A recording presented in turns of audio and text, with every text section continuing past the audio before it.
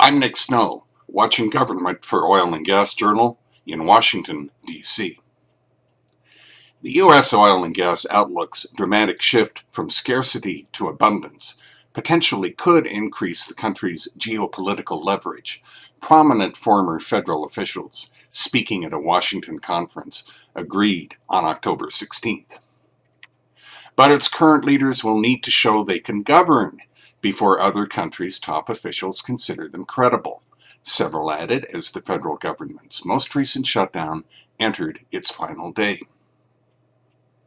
The United States could go one of two ways: toward an American Renaissance, driven by ingenuity and economic growth, or into an American decline if we keep failing to govern, observed former U.S. Defense Secretary Leon Panetta. Right now, we're fighting over basic decisions like funding government and paying our bills. This can't help foreign leaders take this country seriously, he said during a panel discussion at a Securing America's Future Energy Conference on lessons learned in the 40 years since the 1973 Arab oil embargo.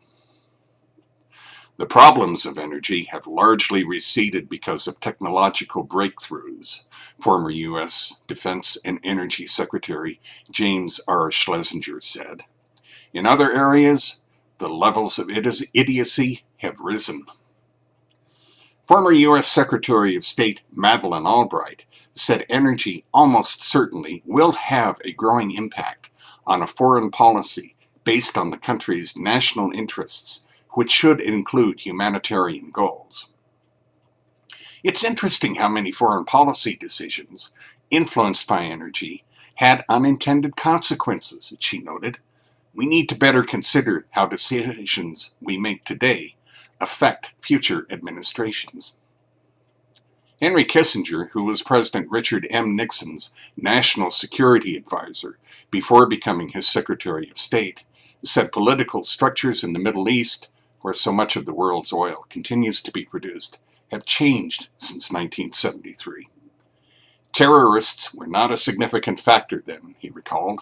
Now, there are groups which reach across borders and, in countries such as Lebanon, have more influence than central governments.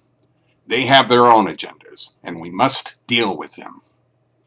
Retired U.S. Navy Admiral and former National Intelligence Director Dennis Blair said the U.S. was caught badly off guard when the Arab oil embargo began 40 years ago. We've done some sensible things since, such as establishing the Strategic Petroleum Reserve and increasing vehicle mileage. But that's not enough, he said. We need to do more right things, such as finding ways to use something besides petroleum in our automobiles. Panetta expressed some hope. I think one of the Obama administration's major leverages will relate to energy, he said. By 2020, we may not need any foreign oil and gas from unreliable sources. I believe energy may provide the means for the two parties to work together and actually begin to govern. That's Watching Government for this week. In Washington, I'm Nick Snow for Oil and Gas Journal.